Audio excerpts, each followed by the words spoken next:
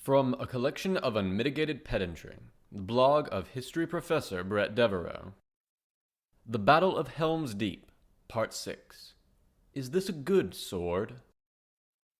This is the sixth part of a series taking a historian's look at the Battle of Helm's Deep, from both J.R.R. Tolkien's The Two Towers, 1954, and Peter Jackson's 2002 film of the same name. Last time, we looked at Saruman's siege tactics and found them badly wanting. Even the effective parts of his tactical plan were spoiled by the lack of training, preparation, and discipline in his army.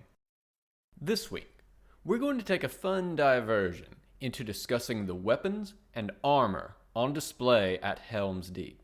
How well does the film reflect the actual capabilities of these sorts of weapons and armor? And have Saruman or the Rohirrim brought the right tools to this fight? This is going to be quite a bit more film-centered than book-centered. Tolkien, in his writing, doesn't offer detailed descriptions of most of the equipment of the battlefield, although the words he does use can give us a good sense of what he is imagining. On the other hand, a film has the opportunity to convey a lot of information through the props they use, which naturally leaves more to say. Most of it is, well, not great. It's not great. As always, if you like what you are reading here, please share it. If you really like it, you can support me on Patreon. And if you want updates whenever a new post appears, you can click below for email updates or follow me on Twitter at Bret Devereaux for updates as to new posts, as well as my occasional ancient history, foreign policy, or military history musings. Swords out of central casting. In both The Two Towers and in The Fellowship of the Ring, we get scenes of Saruman arming his army. I'm actually planning later this summer to start a post-series on how ancient things got made, not just weapons, but tools, clothes, food, and so on. So I am not going to descend too greedily or too deep into the details of smelting and forging here. I just want to note one thing I very much like in these sequences, and one thing I do not. Let's start with the good. The idea, captured in the orc complaining, quote, "We don't have enough fuel to feed the fires," end quote, that fuel is a real limitation to rapidly equipping an army. This is solidly on point. Book note. Naturally, this is an element taken from the books, particularly Treebeard's description of the destruction of his forests, some of it for fuel, some of it for simple wanton destruction. Two Towers, 90-91. End book note. One of the things that even scholars sometimes fail to appreciate is the raw quantity of fuel required to produce iron objects, like swords and armor. Almost every stage of ironworking requires quite a lot of energy in the form of heat, and the energy is provided by burning fuel. While today we tend to think of coal as that fuel, for much of the ancient and medieval world the most common fuel was charcoal, created through slow heating wood. Why charcoal and not more raw wood? Charcoal burns more cleanly and can reach higher temperatures, because its partial burn, a process of pyrolysis, has left a nearly pure carbon mass.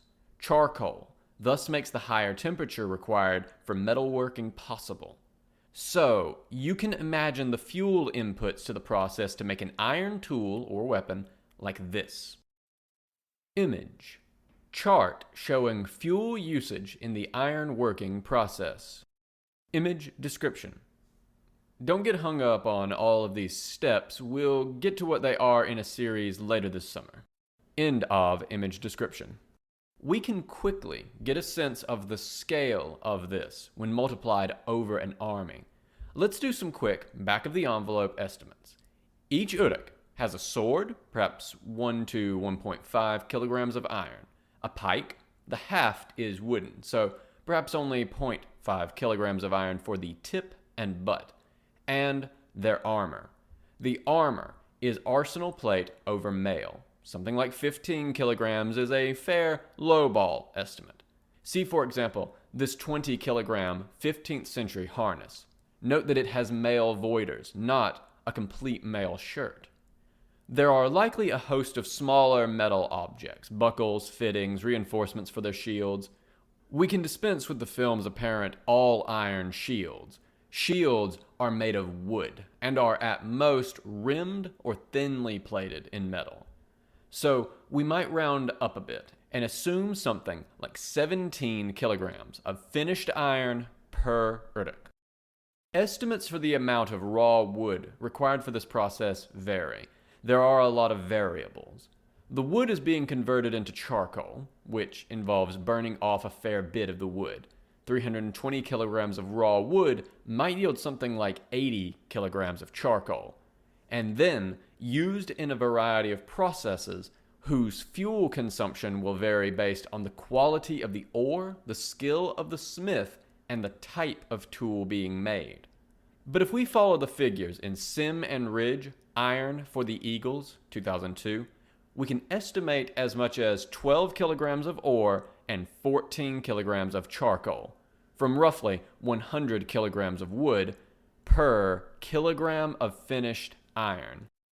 But, see for example, Healy, Mining and Metallurgy, 1978, who comes to the much lower figure of 20 kilograms, but does not include bar smithing or forging in his experiments. Image: Isengard orcs processing wood.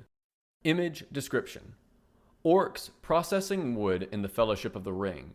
For real metal processing, you would not have big open fires like this. You want to channel absolutely as much heat as possible from the burning of your fuel into the work you are doing, whether that is heating metal for working or reducing ore in a smelting process. Those big open furnaces are going to allow lots of hot air to escape, carrying lots of precious heat energy with it, requiring you to cut down even more trees. End of image description. So, we have 10,000 Uruks who need 17 kilograms of metal apiece, or 170,000 kilograms of finished material total. That, in turn, is going to require 2.04 million kilograms of ore, 2,040 tons, and 2.38 million kilograms of charcoal, 2,380 tons. That charcoal will in turn require 17 million kilograms of raw wood, 17,000 tons, to be processed.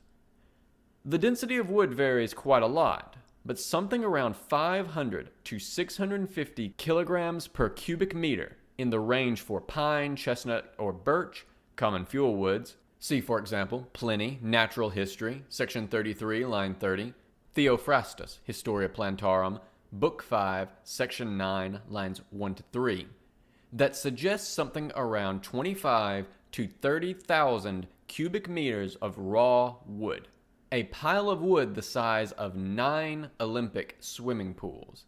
And that actually does not include additional charcoal used in case hardening. That is just for iron gear, not steel. I don't wonder that the orcs had to cut down huge swaths of Fangorn forest. I wonder that they could cut down enough of it. Ancient and medieval societies, I should note, did not accomplish all of this in vast, centralized facilities like Saruman has here. Instead, this economic activity was typically spread out, especially the final blacksmithing phases of production, into lots of little producers. Smelting might be centralized around mines, though. Even in cases where the state directly engaged in some production, like late Roman fabricae, these were often decentralized. Quite frankly, I find the idea that Saruman could produce so much equipment so rapidly with such a limited pre-industrial base less than plausible. The mail shirts alone would have represented a few thousand hours of work apiece to assemble. 10,000 of them might require something like 23 million hours of labor. That's 5,250 orc labor years, assuming 12-hour workdays. And much of that labor is either skilled or semi-skilled. Working the furnaces night and day isn't going to be enough, unless Saruman can conjure thousands of trained orcish smiths. But that leads to the worst part of these scenes, because if you look closely at that process chart, you may have noticed that there's a step we clearly see the orcs do that isn't there.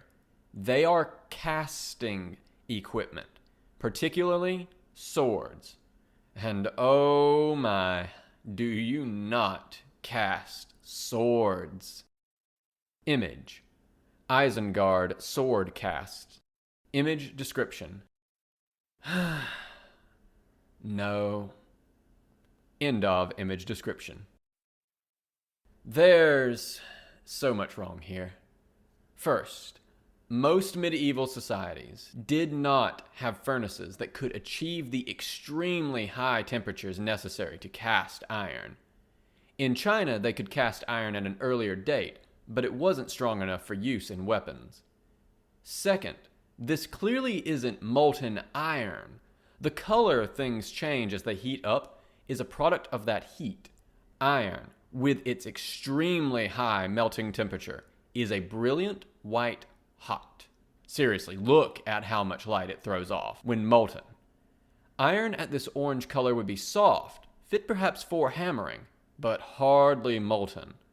As an aside, most casting the sword scenes in films use aluminum because it melts at a lower, safer temperature and has that characteristic orange glow when it does. Image. Orcish smith working the casts. Image description. Also, no. I do like that there's a fellow whose job it is to strain off the slag from these casts. But that ought to have been done earlier in the processing. And also, you do not cast iron weapons. End of image description. Second, even if they could use cast iron, they wouldn't have. Cast iron is brittle. On the one hand, it tends to have a very high carbon content, making it, if not processed, pig iron, which tends it towards brittleness. But also, the hardness and strength of iron actually changes as it is worked, read hammered or rolled. Cast iron has none of that strength, called work hardening. Swords and armor generally demand metals that perform at the very outer limits of their abilities, because they need to be as strong as possible while being as light as possible. Cast iron, which is heavy, brittle, and weak, is simply an unsuitable material. A cast iron sword used in combat would likely break. Finally, why are these molds open-topped? The blade shape of swords is complex, as we'll talk about in a second, but the top side of these cast iron sword-like objects is going to be a flat bar. And it's no good to say that these problems will be resolved by further forging, because that won't fix the chemical composition problems. But also, if you were going to forge this iron, why cast it in the first place? I could go on for quite a bit longer, but I'd be stealing my own thunder for the future. Suffice to say, swords are not made this way. No metal arms or armor really were. Book note. The nature of books is such that Tolkien does not need to give us detailed descriptions of arms production at Isengard. But I think what we do get fills some of the holes found in Jackson's adaptation. Gandalf remarks that Isengard was, during his imprisonment, quote, filled with pits and forge, end quote. Fellowship of the Ring, 3:12. Treebeard notes that, quote, there is always a smoke rising from Isengard these days, end quote. Two Towers, 90. Most of that smoke would actually come not from the forges and bloomeries. Charcoal burns cleaner than wood, as anyone who has owned a charcoal grill may attest, but rather from the charcoaling process, which lets off quite a lot of white-gray smoke. But the other virtue of Tolkien's account is that it doesn't require Saruman to produce so much iron equipment so readily. First, as discussed below, Tolkien's orcs and Uruks don't seem anywhere near so uniformly heavily equipped as Peter Jackson's. But also, Book Saruman doesn't seem to have needed to equip his entire army from scratch. Many of his forces were lesser orcs or Dunlendings, who likely came with their own equipment. Though, as we'll see, the Uruk-hai appear to have distinctive arms, which are likely of Saruman's manufacture. Having a composite force like that reduces the material demands on Saruman's fledgling industry. End booknote. Some not very good swords. But to be fair, if the manufacturing process isn't so great, then we should note that the swords aren't very good either. The standard Uruk sword of this slab of iron. Image: orc smiths working Uruk swords. Image description: I do have to wonder, why are these orcs smithing while wearing helmets? Helmets are uncomfortable all of the time, and forges are uncomfortable all of the time. Why would you combine them? Blacksmiths do not wear helmets. Hell, many of the blacksmiths I know don't even wear gloves. They tell me you get used to being burned by the sparks after a while and it stops hurting. End of image description. There are two types.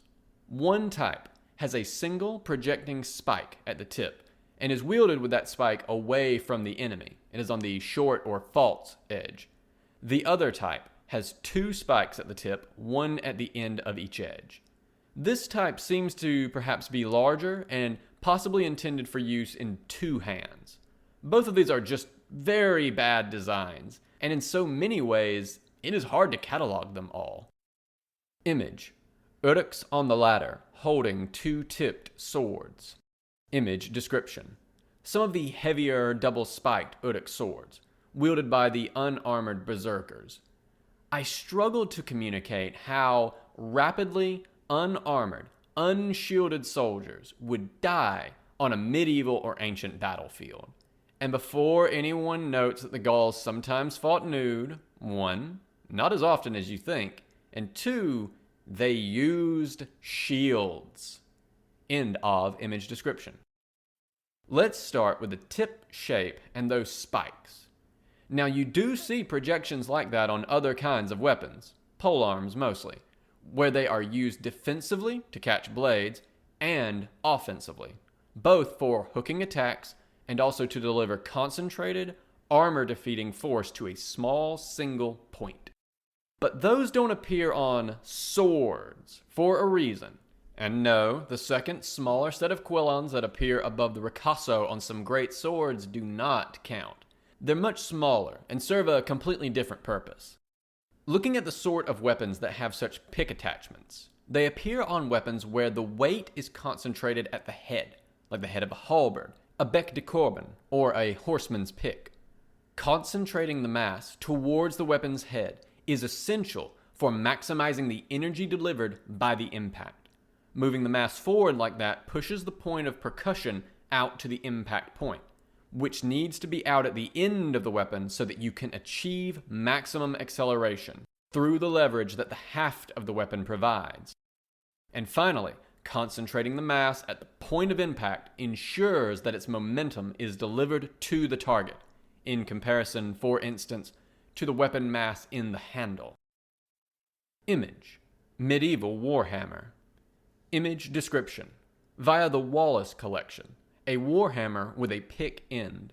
Note how much of the mass of this weapon is concentrated at its tip, keeping in mind that the wooden haft is much less dense than the iron head. End of image description. But the physical dynamics of a sword, particularly a long, cutting sword like these, is completely different.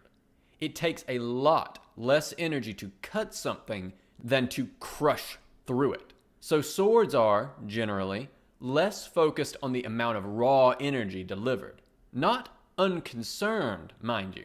Sword designs are still designed to maximize energy delivery, but that has to be balanced with other design concerns. The weight of most swords is more evenly distributed, with a center of balance usually at or near the guard. Some cutting-oriented swords will draw the center of balance up the blade, but never anywhere near as far as a warhammer. Having the point of balance close to the hand allows the blade to be easily and precisely wielded, the same way a well-balanced door may be easily opened regardless of its weight. But this very design feature means that the amount of energy that can be delivered with a hit at the tip of a sword is very low. Instead, swords are meant to strike at that center of percussion, which is usually about 2/3 of the way from the guard to the tip, but varies a fair bit sword type to sword type. Well-made, wasted swords, that is, swords that widen over the blade, make the point of percussion really obvious. You hit with the thickest part of the bulge in the weapon. But note how far back from the tip that is. Image: 3D model of Greek xiphos. A three-dimensional model of a Greek xiphos I made, with much help from a friendly engineer, based off the measurements of the Sword of Beroia, published in Turasoglu L. Quote, «Tu xiphos Tivereos, symbolis ti Makedoniki, oplopoioton, yisteron klassikon kanonon». In Ancient Macedonia 4, 611 to 651, 1968. It's hard to see it here, but the thickest point is roughly 10 centimeters from the tip. The entire weapon is 59 centimeters long. I should also note that the actual Sword of Beroia has an elegant double fuller, which ends right about where the blade bulge begins, not modeled here. End of image description. But that gets into further problems with this design. The blades of these Uruk swords have no taper. The taper of a blade is the term for the way it narrows or thins. The former is known as profile taper, and the latter as distal taper, along the blade. Nearly all swords have some sort of taper. Those with parallel edges over most of the length often have a pronounced distal taper. This is because of the weight considerations above. The sword blade is much longer than the hilt, so to keep the center of balance close to the hand, the swordsmith must use every possible trick to remove weight, which means removing metal, from the blade itself without compromising its length. Since the forces on the blade increase the closer you get to the point of rotation, read the hand, those parts can be made thicker, while the blade can thin as you reach the tip, and especially beyond the point of percussion. If that taper shape leaves extra strength in the lower part of the blade than what is required, perhaps because a wider blade is desired, it can aid in cutting. A fuller, a depression in the center of the blade, may be used, removing metal from the center of the blade so that the strength may be concentrated towards the edges without excess weight. These are sometimes misnamed blood sleeves, and it is sometimes claimed that they have wound-causing functions. They do not. They are entirely about altering the weight and handling characteristics of the sword. Plus, they look really elegantly cool. Uruk swords also do not feature counterbalanced hilts.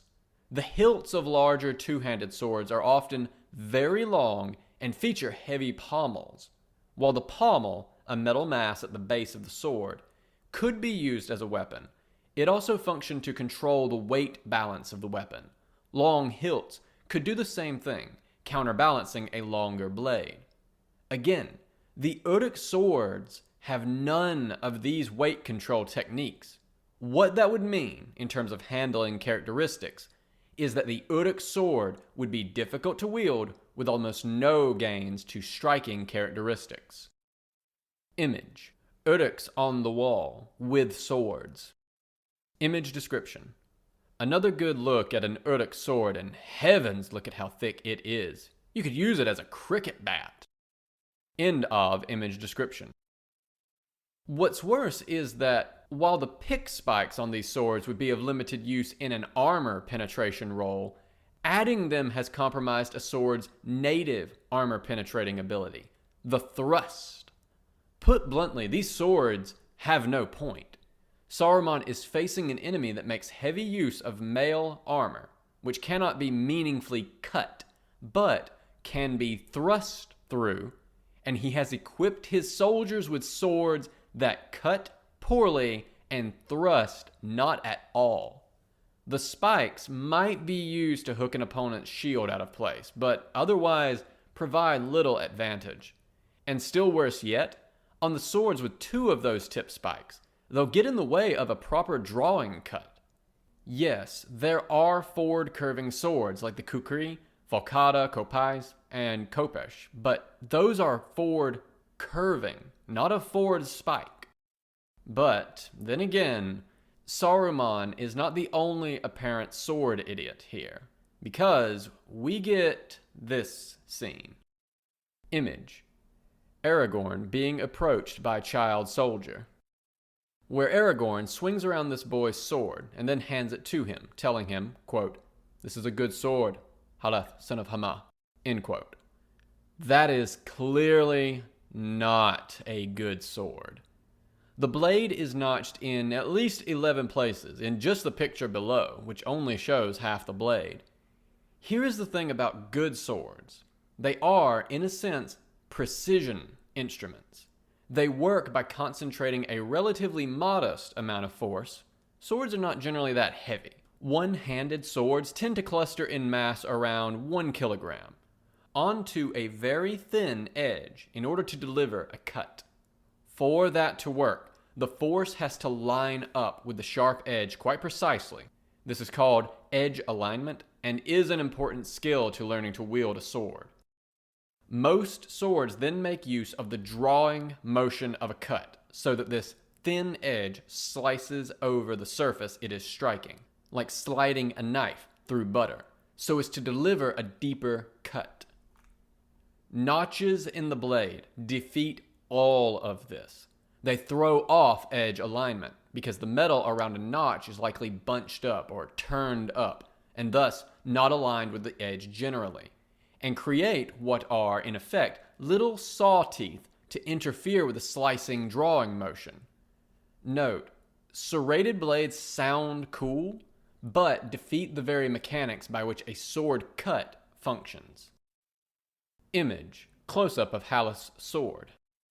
Moreover, while I generally give films a pass on the sharpness of their swords, sharpness does matter. Now, films generally use prop blunts for safety purposes, which I understand, although I wish the actors wielding those prop blunts would stop opining over how heavy they are. Being blunt, they have a lot more metal in the blade than a real sword would, to create that safe, thicker edge, making them quite a bit heavier and ruining their wielding characteristics. But this is why I am, for instance, not shredding into the fact that the Uruk swords are clearly not sharp, but rather just flat sheets of metal, apparently almost a centimeter thick. But all of those notches in this blade mean something else. It is almost certainly quite blunt. Had the sword been properly sharpened, we'd be able to see it in the reduction, but perhaps not removal, some of them are quite deep, of these notches. Does Aragorn just not know very much about swords, or is he just lying to this poor kid? To be clear, I think we are meant to believe that Aragorn, with his heroic warrior sense, has divined that this blade, despite its poor appearance, is well made. And fair enough, maybe coat it in rust, worn off at the edge where it has been sharpened, mind you, but don't notch the blade. Swords are not good out of some mystical quality. They are good because of weight, blade shape, metal quality, and yes, sharpness. The worst armor. But none of this ends up mattering very much, because no one's armor works anyway. I've been over this in depth before, so I'll just summarize briefly. Mail armor can be pierced, as with a spear or sword thrust, or by an arrow, but it is effectively impossible to cut. Although a strong blow may deliver some blunt trauma through the armor, Plate armor of even relatively moderate thickness, by contrast, is functionally immune to almost any muscle-powered weapon, which is all Middle-earth has, where it covers, forcing attackers to aim for weak points or gaps, even with arrows. Image: Uruk armor being penetrated by a pointed shield. Image description: this fellow's armor is penetrated by a flying shield, and this is as good a time as any to note the deficiencies of this shield design. First, it appears to be all metal. Shields were always made with wooden cores and limited metal reinforcement, except for some very small bucklers. Large, all-metal shields would be far too heavy to be used. Tolkien describes the shields at Helm's Deep as, quote, sable, end quote, 2 Towers 162, which is a term for a particular black paint used in heraldry. We may safely assume those shields were thus painted wood, not black iron. The shield shape is also very strange. Despite the popularity of spikes or sharpened shields in fantasy fiction, they functionally did not exist. Most shield bosses were rounded, not spiked, and I cannot think of any shields with sharpened or spiked rims. That's not to say shields weren't used as a weapon. Being slammed by a boss or jabbed by a rim would be profoundly unpleasant, but they weren't spiked like this. End of image description. Most of these armies are quite well armored. The Rohirrim wear long coats of mail or scale that extend down to cover the knees, a hauberk when in mail, reinforced in some cases with textile or hardened leather. Given that the Uruks cannot make use of their pikes on the walls or in the keep, this gives the Rohirrim functionally full protection against the remaining Uruk swords because, as noted, those swords have no thrusting point. The elves and Uruks are even more heavily armored, with the elves wearing segmented plate armor that covers most of their body, and the Uruks wearing a fairly full plate harness, breastplate, pauldrons, gauntlets, braziers, greaves, and cuisses, over mail. One of the very rare examples of a film correctly layering the armor. Image: Gimli striking an Uruk. Image description: the Foley artist adds a very audible metallic thwack to this hit directly into the thick crown of this Uruk's helmet. So there's no arguing we're supposed to think he's striking something other than metal. End of image description. But of course, you know what happens next, which is that all of these very heavily armored fellows are repeatedly slain by cutting blows delivered directly against their armor. Gimli in particular has a habit of killing armored Uruks with axe blows to the breastplate or by knocking the flat of his axe against helmets. Image: Gimli's axe stuck in the breastplate of an Uruk. Image description: Gimli delivering what would be an entirely ineffective blow against a breastplate. Note that if Gimli was using something like the warhammer above or a pole axe, this strike might work, as the pick or hammer can focus much more energy into a smaller area of contact. End of image description. Meanwhile, Uruks with dedicated, poor, cutting swords routinely cut down elves by striking them directly on their armor. As noted above, swords are not generally that heavy, and while the comments enjoy theorizing that either elves or orcs have much greater than average human strength, there is simply nothing in the text to support this. All of the peoples of Middle-earth use the same sorts of weapons and armor. Dwarves and men, well, wizards, have no trouble wielding elvish blades, and even Frodo and Sam make use of orcish equipment in Mordor. While many of these creatures have supernatural endurance, aside from Ents and Trolls, none of them have supernatural strength. Uruk swords are likely about as heavy as human swords, which is to say 1 to 2 kilograms, 3 kilograms on the outside, for very large, dedicated two-handed swords. They aren't swinging anvils. Simply put, the weight distribution and general lightness of swords makes them terrible tools for delivering blunt trauma through plate armor. be it solid as the Uruks or segmented as for the elves. When you did need to do this with medieval European swords, you used the pommel for what was called a mort-strike. Image: illustration of a mort-strike. Image description: via the Wiktanar, a man delivering a mort-strike with a longsword against an armed opponent who appears to be half-swording. Plate from Folio 87R of Hans Talhofer's Fechtbuch. Manuscript Thought 290.2. Now in the Det Kongelige Bibliotek in Copenhagen. End of image description. Because everyone is so heavily armored, much of the close combat in this battle would actually turn on weapons which could defeat that armor, typically by delivering penetrating thrusts to key gaps. That's actually quite awkward for everyone involved. Gimli's axes can't do it. Legolas's arrows and knives are a much better fit. The elves wield two-handed swords, which might actually be fairly handy in close combat. The gentle curve of the blade might inhibit precise thrusts, but if they half-sworded them, I'd expect they could push into the rather large gaps in the Uruk's arsenal plate quite well. The Rohirrim's swords are relatively broad-bladed, which is a liability, but not a fatal one, and they ought to be able to thrust fairly well into the gaps in armor. Their spears would be somewhat better, but would be hard to use at the range the Uruks would operate in.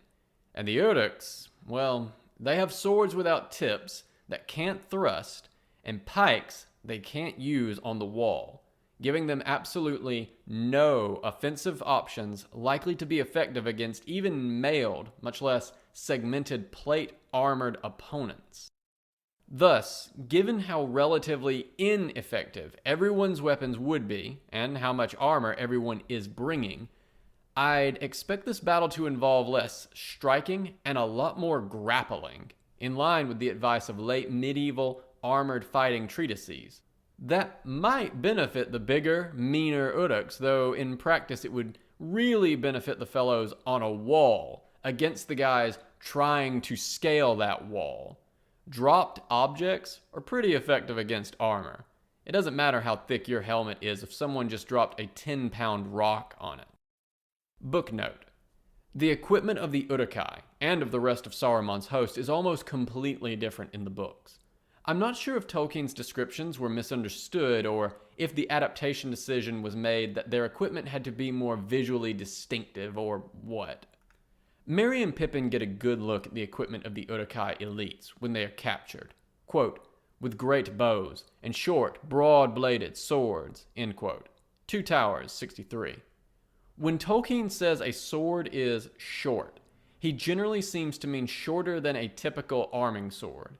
I wonder if he had something like the Roman gladius, or even the Cinquedea, in mind. In any event, we should note that his Uruks use bows, not crossbows, so that's another departure for the film.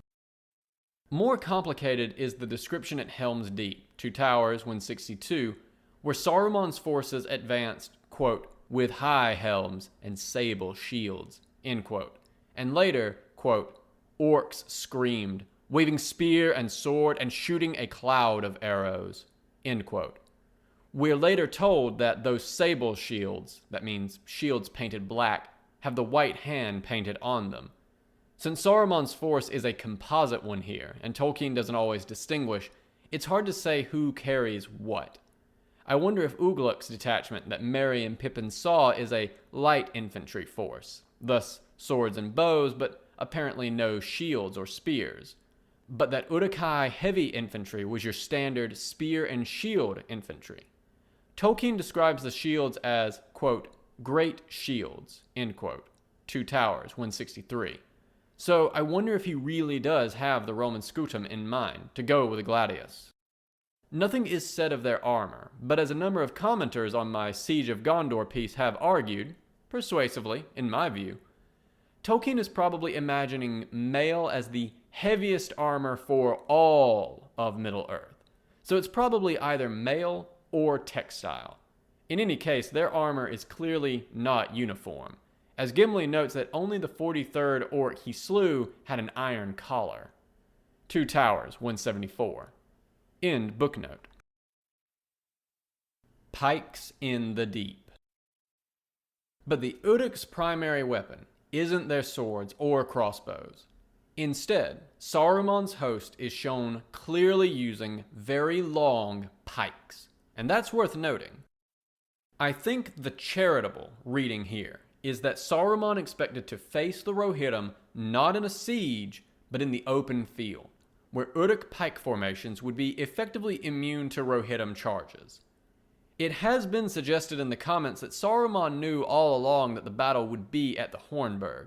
If that is the case, which it clearly is in the film, then film Saruman is a fool for equipping nearly his entire army with a primary weapon they cannot actually use in a fortress assault.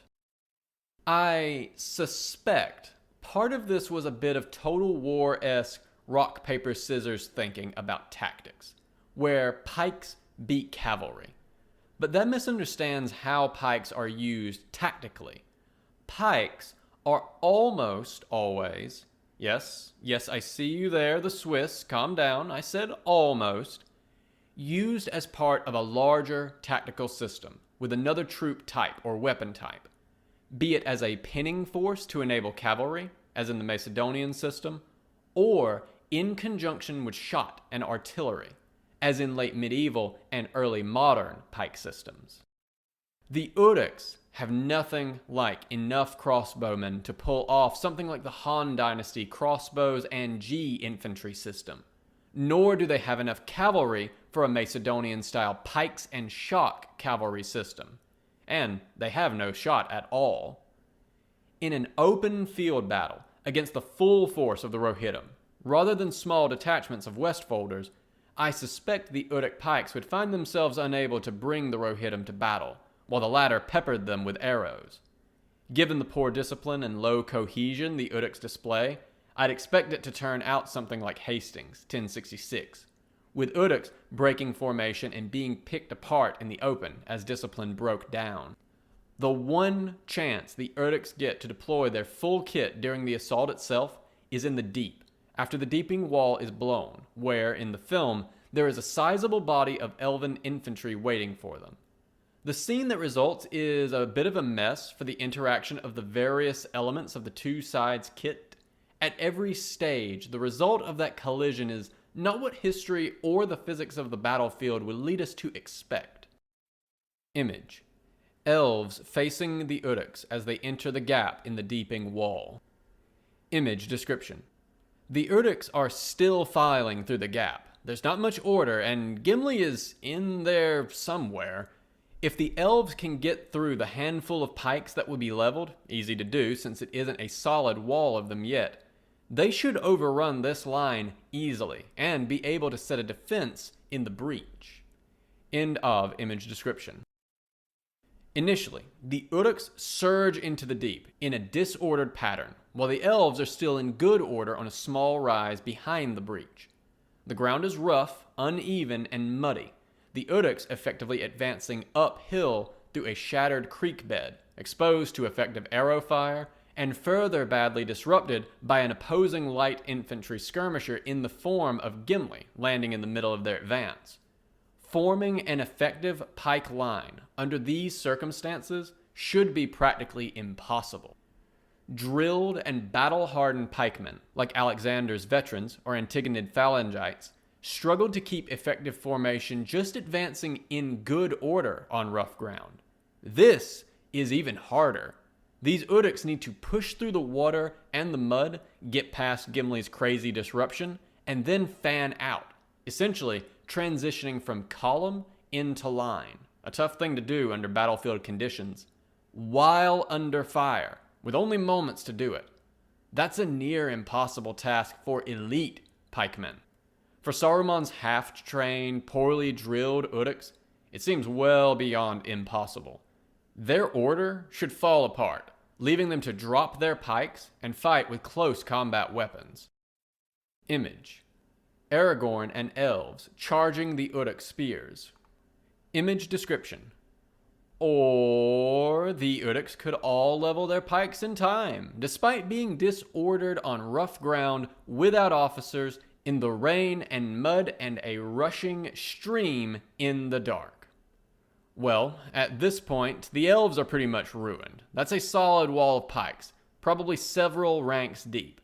Each swordman would have to ward 3 or more pike points to get into range to fight, which is practically impossible, even with a shield, much less without one. End of image description. Except that doesn't happen. Instead, by some miracle of orcish deliverance, Saruman's Uruks are able to form up and level pikes before the elves are upon them. At this point, Aragorn's charge should be doomed. First, he shouldn't be charging. Films like to show people running themselves up onto pikes. This one does it, so does Alexander, 2004. But humans do not voluntarily run themselves through with sharp things, and there's little advantage, once the pikes are leveled, to rushing in. Rather, I'd expect the elves to either continue to engage the pikes with arrow fire while slowly moving back through the deep and rapidly running out of space, or else close slowly and try to bat down the pikes with their swords while in tight order, to open a wedge to get into close combat. I think the chances of success in either tactic are slim.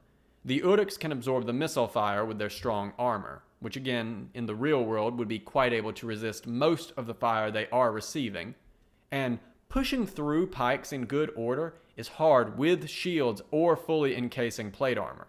Without them, it is nearly impossible. Image. Elves and Uruks meeting in a charge behind the wall. Image description. Or the elves all get into close quarters with what appears to be no difficulty and minimal casualties. We see one fellow get piked, but just one from the look of it. Well then, this is about to be a crushingly lopsided fight, since the Uruk's primary weapon no longer functions at this range, and the tiny gap their reinforcements are coming through is too narrow to support their massive arc of frontage. End of image description. Except that doesn't happen either. The elves charge through the pike line successfully, taking only a few casualties. This is presumably due to their incredible swordsmanship skills, honed by years of careful practice. And at this point I say, okay, well, now I definitely know what is about to happen. These Uruk pikemen are now caught in close combat against heavily armored, highly cohesive opponents whose two-handed, long-hafted swords are basically used half-swording by default, and thus should be quite effective in close quarters, making levering, grapple, and thrusting attacks against armored opponents. To say that pike formations that get penetrated this way fare poorly is an Olympic gold medal understatement. Having penetrated the Antigonid pike phalanx at Pydna, 168, the Romans traded with it roughly 100 dead Romans to 20,000 Macedonians KIA. Admittedly, many of those after it collapsed into rout, but still, you take the point. Seriously, Livy's casualty report is so insane that it occasioned my current research project. Cynoscephalae, 197, is almost as lopsided, roughly 700 to 18,000, as is Magnesia, 190, although that is a much more complex battle, and I'm not sure I trust the figures. Roughly 350 Roman against 53,000 Seleucid, KIA. This wasn't restricted merely to the Romans. The main reason early modern European pike squares often had halberdiers or swordsmen at their center was because these men were extremely valuable in the rare event of a push of pike, able to disrupt the enemy formation and make a mess of it. At the very least, this should cause the Uruks to collapse and reform on the far side of the wall, in a desperate effort to get their pikes between them and the elves. Image. Elves carrying Gimli away from the battle. Image description. And now we are retreating. I actually really dislike this bit. Book Gimli is absolutely fearsome. Aragorn, who has seen decades of battle, remarks, quote, Never have I seen an axe so wielded. End quote. Two Towers, 168. In this whole sequence, he's just a joke. He jumps in and gets knocked down immediately and has to be rescued, and then he has to be carried off the field because he wants to charge in like a fool again. Of the Fellowship, I think Gimli is the hardest done by through the conversion into comic relief. Book Gimli is surprisingly sensitive, earnest, and often quite vulnerable. For instance, when he confesses his fear of the army of the dead, whereas film Gimli is an overcompensating comic relief braggart. I'm struck by how different the end of the Helm's Deep counting game is. Film Gimli waits for Legolas to score and then arrogantly tops it, which prompts Legolas to even the score in an all-around display of bad manners. Whereas Book Gimli leads with his number, but is mostly focused on his damaged axe, and inquires after Legolas, who freely admits that he has lost the game, but that he's gladder to see Gimli alive. Two Towers, 174. I vastly prefer the heartwarming book scene to the braggadocio of the film. End of image description. But no, instead, the Uruks, with swords that are literally incapable of effective attack against armor because they cannot give point at all, not having a point to give, somehow trade more or less evenly with centuries-old master swordsmen wearing segmented plate armor in close combat. We know that the elves couldn't have done too much damage because the Uruks can still file through the water-choked breach fast enough to continue pushing out into the deep, despite their losses. This, even though the initial elven push reaches far enough to fish Gimli out of the water. He had jumped from the wall, mind you, and so is unlikely to be more than a few meters from it. Easily far enough to break the entire pike line wide open. It's clear in this case that Peter Jackson has rather lost track of exactly where Gimli would have to be to have fallen into the water. Instead, the elves are forced to flee the deep, heading up into the Hornburg where, despite the fact that we clearly see many of them escape, they are never seen again. Jackson has a bad habit of this, with units retreating into the Phantom Zone, forever lost. Booknote. The description of this moment makes a fair bit more sense in the books. With a gap under the wall and ladders coming over it, the Rohirrim are forced to retreat backwards into the deep. Given what happens, this is probably in small pockets of shield-walled infantry.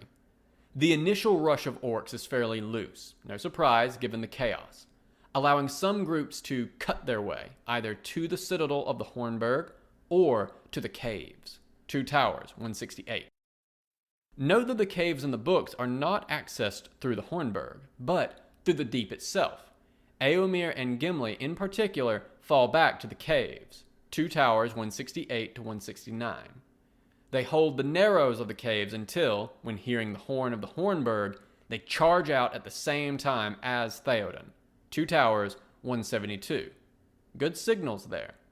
It seems possible that Éomer made some effort to hold the deep, and just got pushed back, as he kept having to back his shield wall up in order not to get enveloped by the rising tide of enemies. We're not told because our vision remains on Aragorn.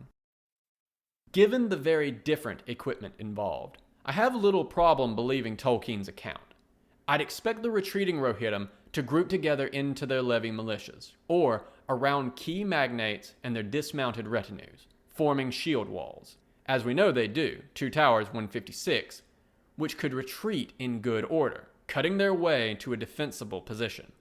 While Saruman's host has numbers, it would be hard to mass force in the deep to be able to effectively challenge these groups quickly, since only so many orcs or Dunlendings can scale a ladder or pass through a small blasted breach at a time. End booknote. Conclusions. I'd like to be able to conclude by saying that the choice of mostly pike infantry, with just a handful of sword and shield infantry for the gate, mostly, is another example of Saruman making an error consistent with his character. It's a complicated, highly drill-intensive fighting style that is theoretically very powerful, but in practice, both unsuited to his army and also the terrain he ends up fighting on. It suggests further flaws not only in the operational plan, but in the broader conception of what this army was for, since a siege assault was in its future no matter what happened. But I just think this is a case where the prop department went with cool, evil-looking weapons and didn't think that much about them. Big, long pikes, and the Uruk-hais are made very long it seems as Hellenistic Saracen, which seems a bad choice for the situation in supporting arms, are intimidating and scary, and they make the Uruks look professional and deadly. Lots of black iron everywhere is scary, despite the fact that the Uruks of the book are pretty clearly not this well armored. Image: Uruk soldier getting struck by 2 arrows. Image description: this appears to be the unluckiest Uruk ever. Here he is, being killed by not 1, but 2 arrows, both of which have punched through his iron, steel, plate cuirass, and his mail shirt. Each of these is basically a 1 in a million hit, based on the testing I've seen of arrows against steel breastplates, and here he is catching both of them, with so much force that they punch through deep. I'm kidding, of course. Like the Gondorian watchman, this Uruk is fine. Both of these arrows bounce off harmlessly. The raised ridge on the edges of his breastplate will save him from a nasty shoulder wound by keeping the arrows from sliding into his armpit. End of image description. And I get the problem facing the prop department. If you read the books carefully for details, nearly everyone fights with swords, shields, spears, and bows, except for the dwarves who have their signature axes, which Tolkien also sometimes calls mattocks, which is to say axes with a pick attachment. And everyone effectively wears mail armor with high helmets. Tolkien likes this phrasing, which is, I think, more for emotive impact than an actual description of the helmets. Though high-crested helmets are certainly a thing. If you represented that range of equipment accurately, you end up with the Total War Thrones of Britannia problem. Too much sameness. I think I am the only person on Earth who enjoyed Thrones of Britannia. The critical and fan reception was not kind. They need more visual diversity, and the equipment of the books just doesn't provide it, especially in the dark blue color grade that Jackson has chosen to shoot in. Because, don't you know, blue and orange make colors pop. Compounding this is the simple, clear fact that Peter Jackson has a mastery of film language, but not the physics of the battlefield. His scenes are brilliantly staged, but often make functionally no sense as the interaction of men and weapons, from killer arrows to less than lethal rock munitions. Likewise, we'll see next time that Jackson hasn't quite grasped the morale factors being expressed in the text either. These films are brilliant adaptations, but when Jackson gets into the details, especially whenever he changes the details, he gets into trouble fast. Unfortunately, that means, apart from the fun of picking at mistakes, there isn't much analytical meat to be found here, even in the mistake. Not like next week's topic. Next week, morale and speeches. This has been a recording from a collection of Unmitigated Pedantry, the blog of history professor Bret Devereaux, recorded by myself, A Great Divorce, for accessibility and sharing purposes. If you enjoyed this content and wish to engage with it or support Bret, please check the description for links to the original post on his blog, his Twitter, and his Patreon. I highly encourage you to share, support, and engage with his works on any and all platforms, if you are so inclined. If you wish to support me, please do remember to like, share, and subscribe to this and any other content here that you enjoy.